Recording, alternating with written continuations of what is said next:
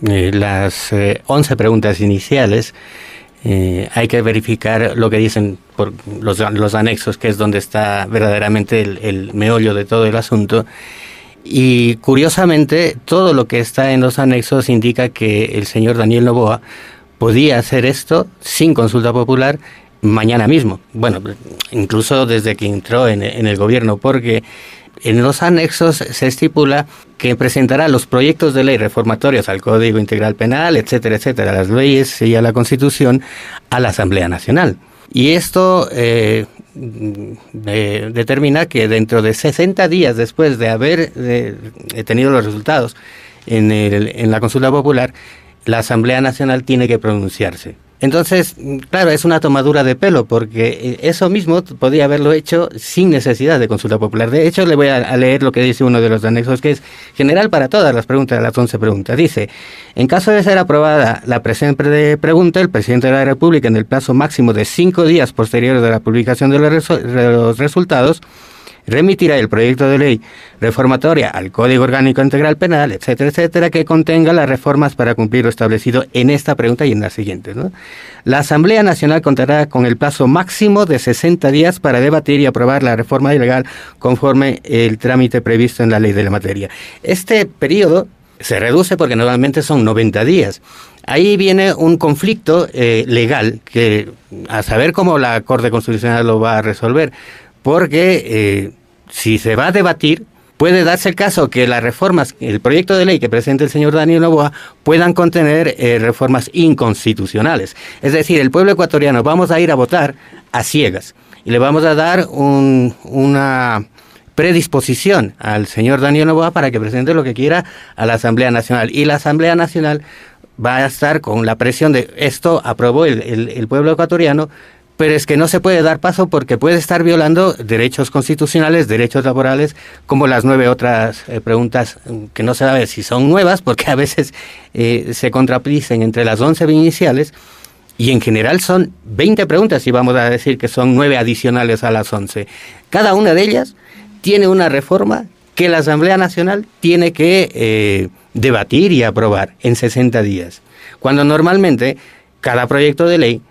lo analiza uno por uno. No es que lo analiza todo de golpe, porque de lo contrario pues vamos a estar en un galimatías muy, muy, muy peligroso para el país. Ahora, ¿usted considera que detrás de esta consulta existen intereses de parte de los representantes y movimientos políticos, considerando que algunas preguntas podrían pasar mediante la Asamblea Nacional? Si usted busca en la Corte Constitucional, en la web de la Corte Constitucional, en la causa 124CP, que es la causa allí, ni siquiera están los anexos de las 9 preguntas iniciales. Y ahí se ve el matiz de todo un engranaje que viene desde Moreno, desde Lasso, con el objetivo de blindar las privatizaciones que están en curso, que es precisamente lo que se ha aprobado en la primera ley económica urgente para la privatización de los sectores estratégicos y de los servicios públicos. Y mañana, ya no se está hablando de esto por estas cortinas de humo hábilmente diseñadas por parte del Ejecutivo y de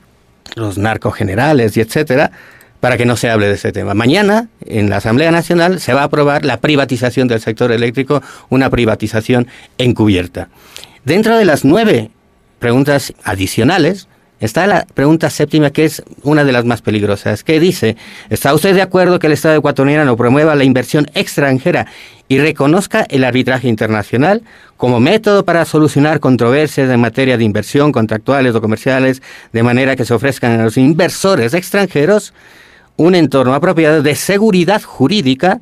que genere mayores oportunidades de empleo y afiancen la dolarización de acuerdo con el anexo 9? No sabemos qué dice el anexo 9, pero esto es el blindaje que buscaba principalmente los socialcristianos y el señor Jaime Nebot. Ustedes recordarán que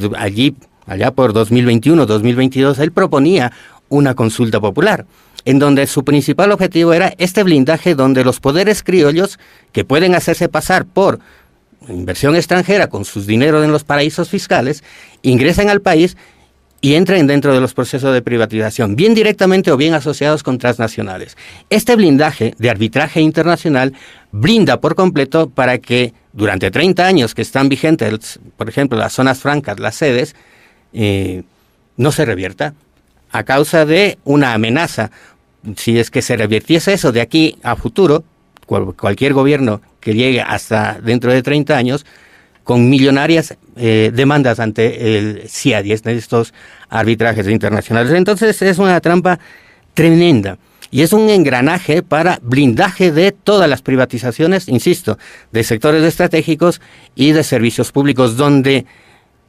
como en el 2022 el señor Guillermo Lasso convirtió al país en un paraíso fiscal a través de su ley de desarrollo económico en los artículos 22 del 27, hay blanqueo de capitales durante todo ese año. Y puede haber inversión del narcotráfico, por ejemplo, en nuestras hidroeléctricas, en nuestras centrales de refinamiento, puertos, aeropuertos, etcétera, etcétera. Es un peligro tremendo y eso ya es irreversible. Y aquí existe un contubernio de todos los partidos políticos, sin excepción, que no están denunciando esto y que están, pues, por la gobernabilidad, principalmente la Revolución Ciudadana, el señor Rafael Correa, pero también el partido Pachacuti, que, por ejemplo, en la primera ley económica urgente, que se rasgaron las vestiduras diciendo que era muy perjudicial para el país, el momento de votar no votan en contra y se abstienen. Finalmente, ¿cuál es el análisis que puede realizar respecto a la pregunta que indica si está de acuerdo con que se enmiende la Constitución y se reforme el Código de Trabajo para regular los contratos de trabajo a plazo fijo y por horas, cuando se celebre por primera vez entre el mismo empleador y trabajador? Pues esa es la pregunta 9 precisamente de esas 9 adicionales, que reforman el Código de Trabajo. Y eso, obviamente, cuando ponen el término por horas, es una regresión en derechos para el pueblo ecuatoriano que en un momento dado, con 20 preguntas en una consulta popular, que ya me imagino, ya nos ha pasado, unas papeletas muy reducidas y en el anverso los anexos con una letra diminuta que nadie lee y que dicen, bueno, pues mira, voy a votar que sí, que sí, que sí, que sí, que sí, y de pronto se encuentran con que se han aprobado esta regresión en derechos para un trabajo por horas que está prohibido por la Constitución y por el Código de Trabajo. Y eso está inmerso dentro de toda esta trampa que incide el señor Daniel Noboa a través de la Presidencia de la República en una consulta popular innecesaria, insisto, porque las 11 primeras, y básicamente las 9 también, van a tener en sus anexos de acuerdo al proyecto de ley que enviemos a la Asamblea Nacional, que tendrá 60 días. Eso quiere decir que el señor Daniel Noboa ni siquiera tiene los reglamentos ya establecidos, porque si no los incluiría dentro de los anexos. No, necesita 5 días mínimo y luego 60 días para que la Asamblea Nacional pueda pronunciarse. Eso es inaudito. Y luego, con el capital político que le están dando todos los partidos políticos, Revolución Ciudadana, Pachacuti, Avanza, Suma, etcétera, en la Asamblea Nacional aprobando sus leyes, el capital político lo transfiere hacia